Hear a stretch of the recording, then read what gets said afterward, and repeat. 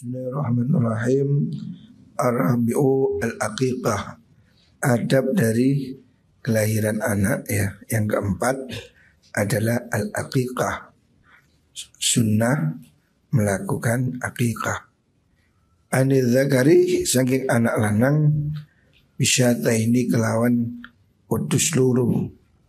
Untuk anak laki-laki sunnah 2 ekor kambing. Wa anil unsa lan saking anak wadon kalau bayinya laki-laki bisyatin kelawan wedhus siji. Kalau anak perempuan cukup 1 ekor.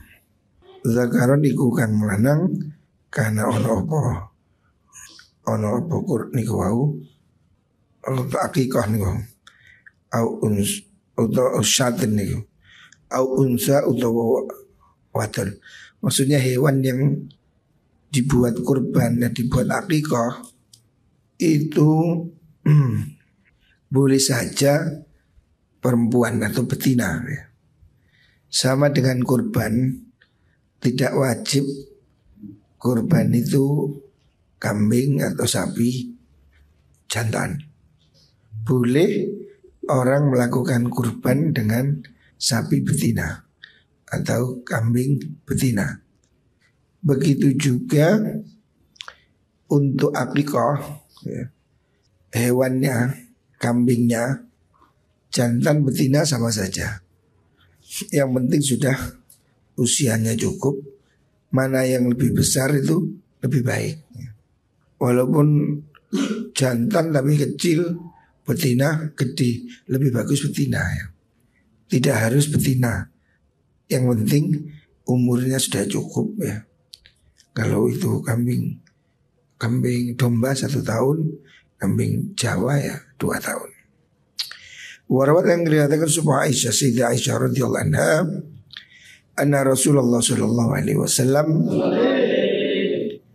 amara perintah supaya Kanjeng Nabi fil gulami ing dalem bocah lanang bisyata ini kelawan akikah wedhus luru 2 ekor kambing muka fi'ata ini kang podo karuni yang sama besarnya. Wa fil jariyat ilan ing dalam anak wadon bisyatin kelawan wedhus siji. Warwil dan riwayataken apa naus dini Kanjeng Nabi iku akikah sapa Kanjeng Nabi anil Hasani saking Sayyidina Hasan cucu Nabi bisyatin kelawan wedhus siji. Boleh 1 orang ya. Tapi ini rukhsah. Wa hadza udaikilah syatin niku untuk akikah iku rukhsah kemurahan. Fil iqtisari ing dalem ngalap cukup ngringkes ala wahidatin ing atase wedhus siji. Jadi ada satu riwayat mengatakan Nabi akikah cuma 1 ekor. Tetapi riwayat yang lebih masyhur Kanjeng Nabi menganjurkan akikah untuk bayi laki-laki 2 ekor, untuk bayi perempuan 1 ekor. Tapi ini hukumnya sunnah. Seandainya orang itu tidak mampu, ya tidak apa-apa, semampunya ya. Tapi ini hukumnya sunnah, sebaiknya gitu. Akikah itu dilakukan. Kalaupun hari itu belum punya, tahun depan ya, tetap sunnah dilakukan sampai balik.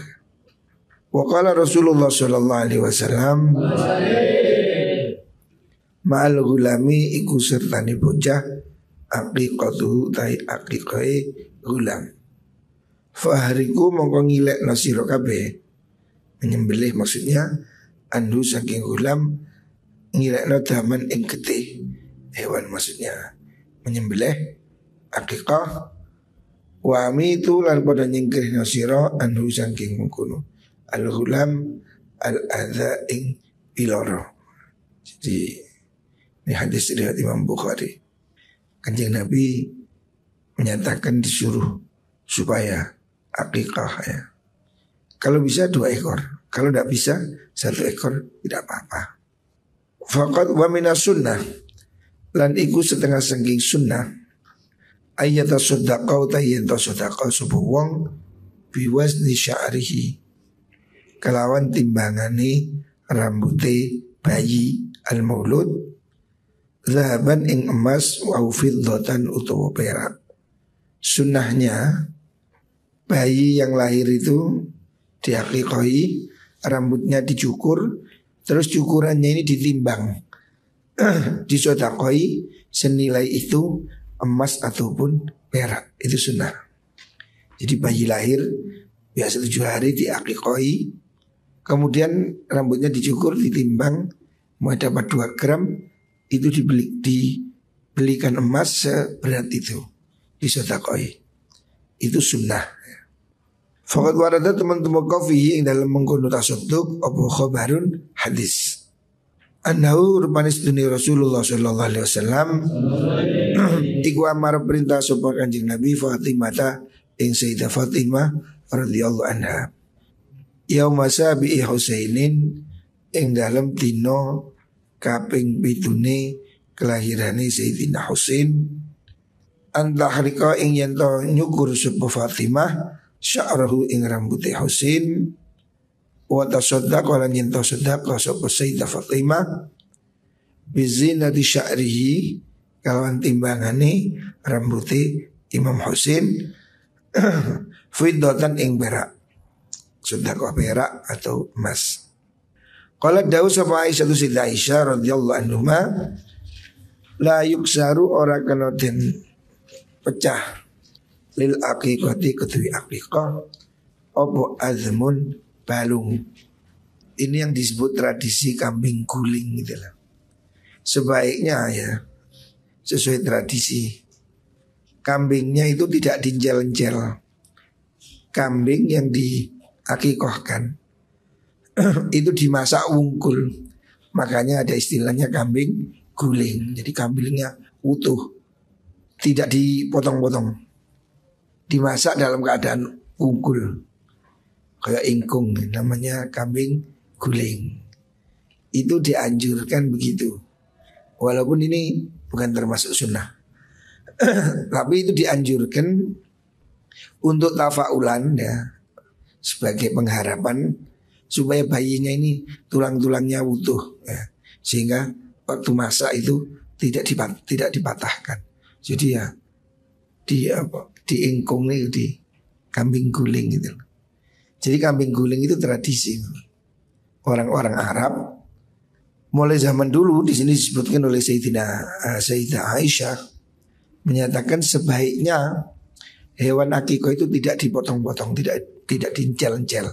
Jadi disembelih, dikuliti, terus dipanggang hidup wungkul itu lah, kayak ingkung gitu. Makanya sampai sekarang kan masih ada tradisi itu, kambing guling. Orang Arab suka begitu. Bahkan di Arab itu sapi pun diingkung, unta diingkung, angkatnya pakai katrol. Jadi ada tempat panggangnya itu. Jadi khas orang Arab itu memang punya tradisi untuk membakar hewan dalam utuh itu. Apinya di dalam tanah. Jadi apinya dalam tanah, itunya dimasukkan ke dalam. Jadi apinya ini betul-betul panas, sehingga kambingnya ini kalau diangkat itu empuk. Nah kalau di Indonesia kan kambing guling kayak onggai sate, apinya kecil, ya kambingnya atos, yang cuma pakai arang kecil. Mestinya ya itu tadi, apinya itu kalau di Arab itu apinya itu besar dan di dalam tanah itu api itu dimasukkan, ditutup sehingga betul-betul empuk ya. Kambingnya ini kalau diangkat empuk. Di Indonesia rata-rata kan atos, karena diwungkul, dibakar tapi apinya kecil pakai arang. Ya kita itu ireng, tapi kalau dicomot ya mualat kotot-kotot ya. Sehingga gak enak ya. Di Indonesia kambing guling saya lihat jarang yang enak. Ya rata-rata alot, karena kan apinya kurang besar. Tapi kalau di Arab itu kayak di oven gitu, masuk itu di oven dipanaskan sehingga dikeluarkan memang matang betul. Ya kayak ingkung gitu. Itu tradisi ya. Di Arab masih banyak seperti itu. Al-khamisu sekarang adab yang kelima. Ayah nikau yang to nyetai seperti ini. Tahnik itu bayi diloloi sama kurma. Jadi diloloi kurma di mama terus dicucu pada bayi masih kecil. Itu namanya tahnik ya. Yang ton cucu apa-apa. Ya itu diloloi, dicucu. Jadi kurmanya diremes dulu, dihaluskan mulut terus diberikan pada bayi. Ya, itu namanya tahnik. Ayah nikau yang tong juju atau ngeloloi sapa wong hu ing maulud bitamratin kelawan kurma au halawatin to manisan. Jadi tujuannya itu untuk merangsang pertumbuhan. Warwil dan riwayatan an Asma bin Abi Bakar radhiyallahu anhu qala dawu sapa Asma walatung lahirna sapa ingsun Abdullah bin Zubair ing Abdullah bin Zubair bi Quba ing dalam tanah Masjid Quba. Sema'ata itu nilinakan ingsun bihi kelawan Abdullah Rasulullah ing Rasulullah sallallahu alaihi wasallam.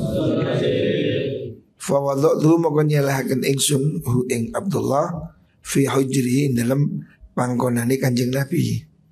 Jadi Asma membawa bayi diaturkan Kanjeng Nabi untuk ditahnik gitu. Terus sumada'a nuli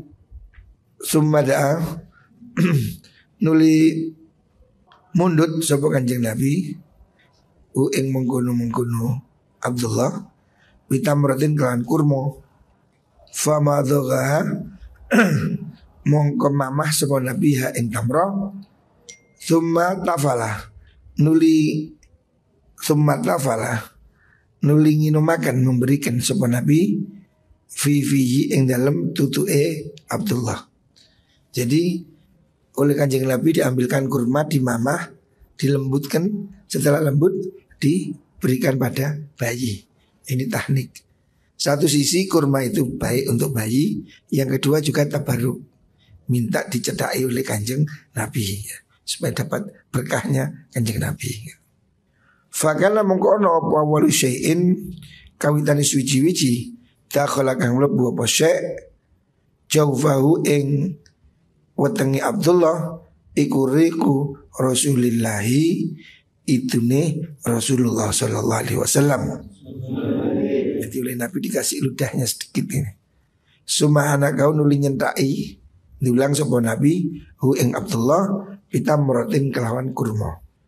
Sumadaan nuli ndonga sapa Nabi lahu maring mengkono Abdullah, kemudian didoakan Abdullah bin Zubair anaknya Asma lahu maring mengkono Abdullah wa taraka napa nih wa barakah lan barakai sapa Kanjeng Nabi lahu alaihi ing atase mengkono Abdullah wa kana ana sapa Abdullah bin Zubair iku awwala mauludin kawitane wong kang den lahiraken ulida kang den lahirna sapa maulud fil islami ing dalem mongso Islam, maksudnya di Medina masa itu yang pertama kali adalah Abdullah bin Zubair. Terus beliau Fafarihu mongko bunga sapa kaum muslimin ya.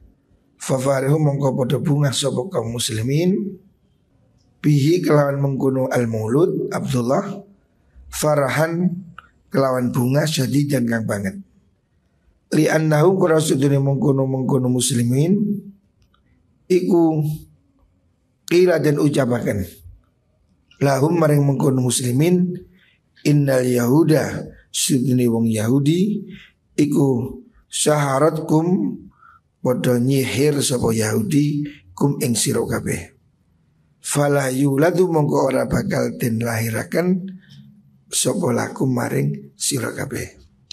Jadi hadis itu menceritakan sahabat Sayyidah Asma binti Abu Bakar bangga anaknya lahir dibawa ke Kanjeng Nabi, oleh Nabi ditahnik ya. Dikasih kurma, dimamah, disuapin dikit-dikit gitu. Ini secara kesehatan juga bagus memang. Bayi mendapatkan asupan gula ya, kurma itu untuk kekuatan.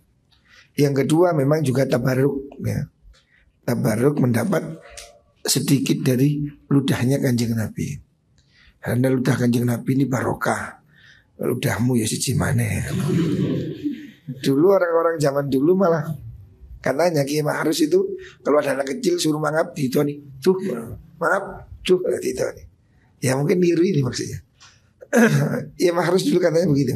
Ada anak kecil ini suruh mangap gitu nih, tuh dibarokahi. Ya kalau kiai enggak apa-apa. Gombel-gombel ya ojo. Nah tahnik ini sunnah seperti itu. Nah orang-orang Yahudi pada zaman itu membuat gosip bahwa orang Islam sudah disihir, tidak ada yang bisa melahirkan. Nah, ternyata tidak terbukti. Jadi kelahiran Abdullah bin Zubair itu menyenangkan semua orang. Karena apa? Waktu Nabi datang ke Madinah itu kan masih ada orang Yahudi. Itu gosipnya mereka itu ahli sihir supaya orang-orang ini mandul semua. Orang Islam itu disihir. Ternyata itu tidak terbukti gitu. Ternyata sahabat atau orang Islam melahirkan ya saat itu mereka melahirkan itu Abdullah bin Zubair. Itu bayi pertama dari kaum muslimin ketika mereka hijrah di Madinah. Nah, malam ini kan kita tahun baru hijrah. Jadi hari ini malam tanggal 1 Muharram. Nah hijrah ini perjalanan luar biasa. Makanya sekarang kita peringati sebagai tahun baru Islam. Cuma orang-orang ini ya gak kabeh, santai-santai. Coba tahun Januari ini gak ruame trompetan kabeh. Tahun baru Islam nih sepi-sepi ya. Ya kita ya tidak perlu trompetan tapi ndonga lah. Tadi kan sudah doa semua. Awal tahun, akhir tahun ya doa. Doa muka-muka setahun ke depan diberkahi Allah, diberi keselamatan dan kesehatan.